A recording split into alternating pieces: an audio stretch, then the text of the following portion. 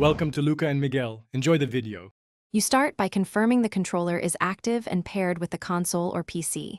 This matters because some inputs differ when wired versus wireless. Once done, save your game to prevent data loss and close background apps. Next, locate the primary power or home button and observe the LED indicator and battery percentage. Press and hold the power button for 5 seconds to initiate shutdown. Watch the light change, because visual feedback tells you the controller received the command. After the initial hold, you may need to complete the process through the console or PC menu, because some systems require a software shutdown. Navigate to Settings, find Controllers or Devices, and choose Turn Off Device. This ensures a clean disconnect. If using Bluetooth, go to the host's Bluetooth settings and disconnect rather than just turning off the controller so pairings stay intact.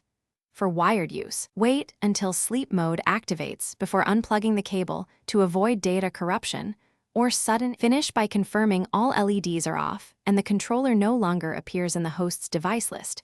That verifies a full shutdown. If the controller fails to respond, remove batteries or perform a reset by holding power for 10-15 seconds or using the dedicated reset hole. This clears hung states. Once fixed, repair by holding the sync button until the LED flashes, then follow the host pairing prompts.